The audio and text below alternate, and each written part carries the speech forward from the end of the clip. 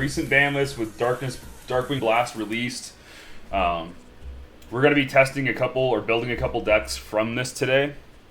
Try and get a feel for it. I might have to use a different software because I don't think it's up on Dueling Book yet, but we'll be doing some testing for sure. How was our weekend, guys? How's your Monday going?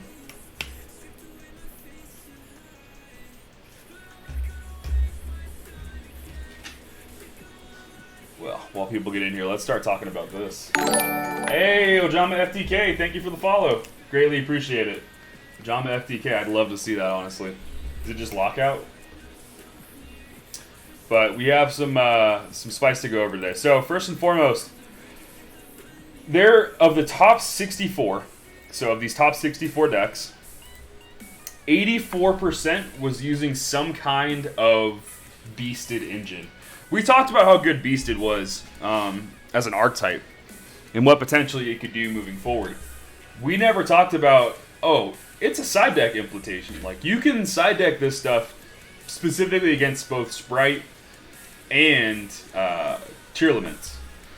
So that's something to definitely keep in mind moving forward. I know that with my case, like, we usually go in as a case, like as a team, but like I was like, yeah, I'll put forth like 250. I want the beasted stuff. I'm gonna take the beasted stuff. That's all I really want.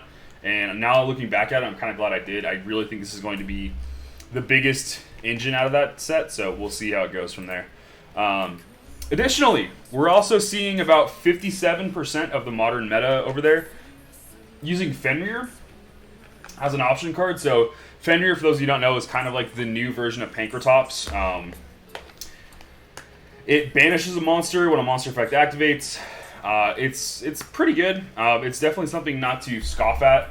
I think when we get it, it'll either be Ultra or Secret. I don't think we're going to get another Pankratops, even though that would be incredible. I don't think we're going to end up getting it as like a common or anything like that. Maybe a super, if we're lucky. So, up first, we have a first place finish list for Sprites. So this is with the Darkwing Blast support. So we are seeing that they're running the new link. The main deck is still very similar to what it has been. I'm starting to see more people are playing the Honest Sprite card, which is interesting. I didn't think this card was that good, but it's definitely moving forward. I guess you kind of need the names, so I guess that's why it's in there.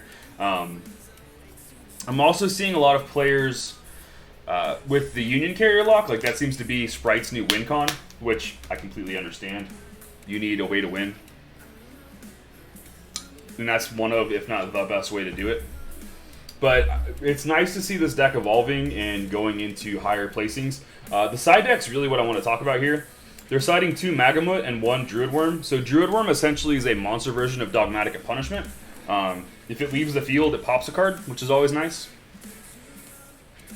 And then Magnamut searches it on Magnamut lets you interact with it as a hand trap and search it during your opponent's end phase, so you can actually combo off with it during your turn. So it's pretty good.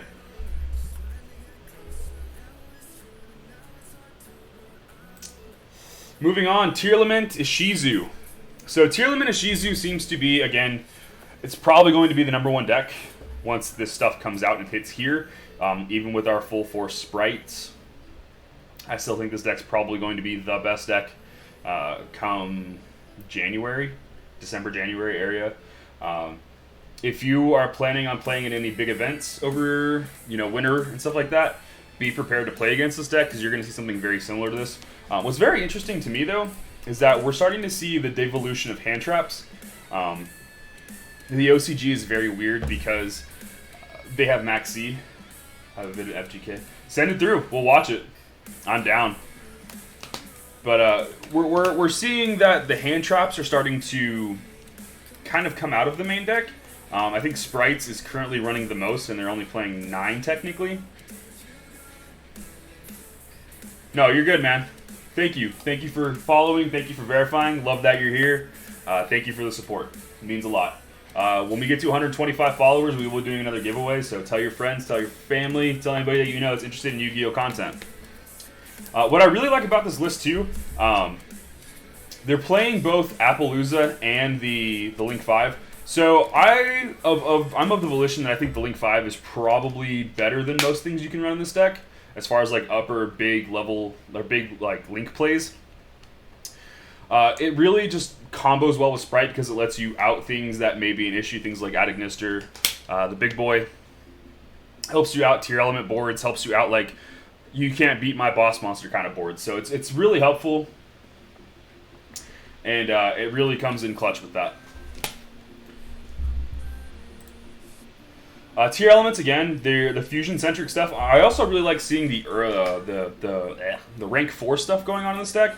Redoer's phenomenal. It gets your resources back engraved. It lets you do something with the actual level 4s on board, which is why it's in here. Abyss Dweller is phenomenal in the mirror match. Bagushka is really good if you can't really get anywhere. If you're stuck with a lot of like the Shizu cards in your hand, or the only the Shizu cards I don't think is really sticking on the board, Bagushka helps you out a lot of things, or at least give you time to play into other cards. Interestingly, they're playing the Sprite Elf. I don't really understand the play for this. I've looked at this list a few times. I'm not really sure what it's in here for. I guess there are times where you have to... Oh, just search a drama FTK on YouTube. It's about 9 months old on YouTube. Oh, for sure. I'll check it out. Yeah, let me run through my normal go through with this stuff, and I'll for sure check it out.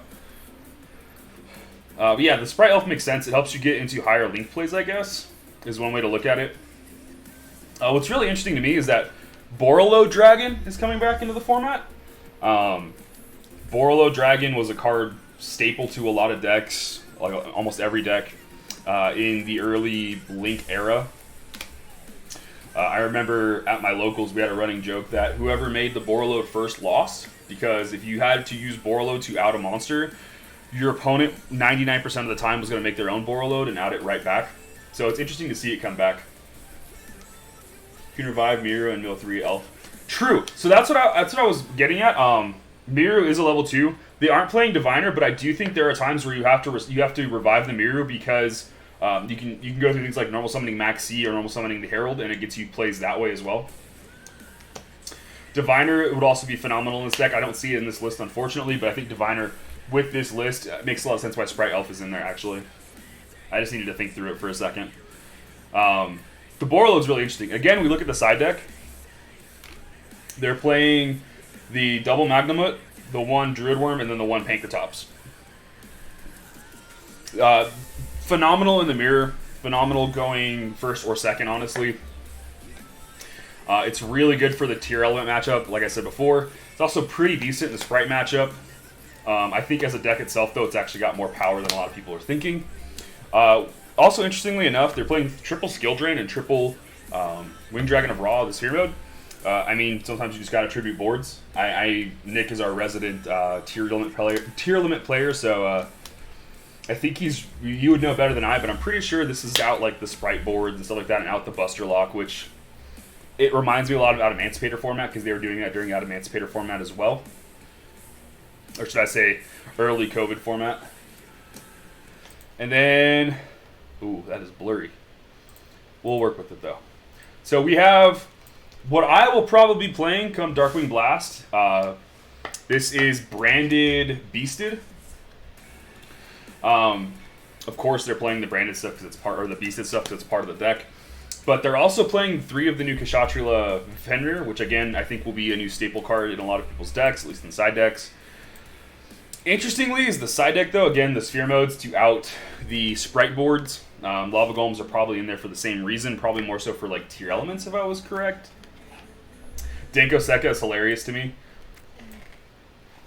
It outs tiers boards too. They usually end on at least 3 monsters for raw Sphere mode. True. Pick up your Sphere modes now while you can. What I really like about this deck though is that you can do a lot of like rank 6 plays. So you have you have Ptolemy, you have the new rank 6, you have a Tomb, you have Gaia Charger to just get a big material on board. You can usually go Gaia Charger to attack, do some piercing damage after you've already used your monster's effect, like the Tomb, which was really popular when Heretics were around. I think it's the only deck that I really saw that play come up. But now you can overlay Zeus on top of it afterwards, so you can get your attack in, and then Zeus, and then you have double Zeus material that way. This will probably be something similar to what we're going to be testing today. This and a couple other lists that I want to try out. I find this very interesting. Again, I want to look at the hand trap ratios here. It's so much clearer in these. 9 hand traps. The 3 Maxi, the 3 Orange Light, 3 Ash. We go to Branded, Beasted. They have the 3, 3, 3. They're actually playing 11. Playing double Ogre. Ogre makes sense. It's a light. Helps you with the combo wombo plays. It's really good against the Sprites, so at least without Toad. So this makes sense. Double Trap is interesting to me. I've always been more of a fan of Double Spell, Single Trap, but Double Trap is probably just as good. This one is interesting to me. So this is like a pseudo... This is Branded Beasted Dragon Link, is the best way to describe it. Or Dragon Maid, I should say. The Chambermaid's interesting. It helps you like with fusion plays and stuff like that. Plus, the Branded Fusion locks you into fusion plays. So, if you can combo off well with that too, with like the spell here, you actually get more advantage going. So it makes more sense. Side deck's interesting. Nico Main King is interesting. I'm pretty sure this is for Tier Laments. The Tier Lament matchup because it just ends turns. So I think that's why that's in here. And then again, the 3 Fenrir, which we're going to be seeing a lot of. If I were you at your locals for the Darkwing Blast sneak peek, I would be trying to get these as fast as you possibly can. This would be the #1 pickup for me at Darkwing Blast sneak peek. It's going to be seen a lot. It's going to be played a lot, and because of that, I definitely recommend picking them up. If they come common or super here, it's over. I honestly think it'll be ultra, maybe even secret. But I guess time will tell. This is the list that I wanted to show both Nick and myself. Also, can we get a congratulations in the chat for my boy Nick? His son was born today.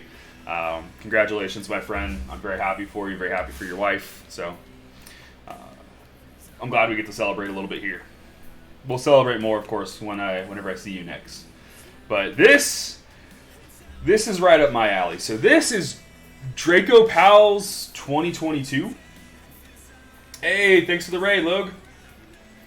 So we're going over the OCG stuff right now. We're talking about, like, I just saw this list. As a former Pendulum player, and we have a lot of Pendulum lovers in our chat, Draco Pals is back. And it's back with a vengeance. A little bit later on tonight, we're going to be testing this. No, Yu-Gi-Oh cards, not one cares, kid. JK, love you, Nick. Congrats. We're also congratulating my boy. He just had a son. So thank you for the raid. I greatly appreciate it. I'm glad I could pop into your chat earlier. I wish I could stay a little bit longer. TK, thank you for the follow. We're going to be going over a lot of the OCG stuff today. Getting ready for the Power of the Elements format. Looking more so into Darkwing Blast because we're doing a lot of Power of the Elements testing on the stream as it is. So this is definitely something I'm going to be coming back to and looking at. I find this super interesting. I kind of want to change a couple things around, but for a basis, this is really where I want to start. This is the spice. So this is Shizu Naturias. I saw Lithium had a video on this earlier today, which I have right here. This is more of a, I think this is the exact same list. It is. So this list is super spicy to me. It takes advantage of a lot of like the level 2 Earth synergy, as well as the mill characteristics. We'll watch his video here in a second, but the new Naturia stuff is actually really good, and the fact that you get to use Naturia Sacred Tree immediately for its effects is wild to me. Pen's best deck. I do love some Pendulums. I played Pendulum Magicians during the beginning of my comeback to the game, I should say, in 2017, 2018. So I have a special place in my heart for Pendulums. I wonder why it's not updating with the viewership. Oh well. Yeah, this is super spicy. If you want to do a Shizu cards and you don't want to play the Tier Elements, you can play Naturia. and it's just as good. And what's crazy to me is that we're not getting the Shizu stuff till after Darkwing Blast, which means that all of this stuff will be available at the same time.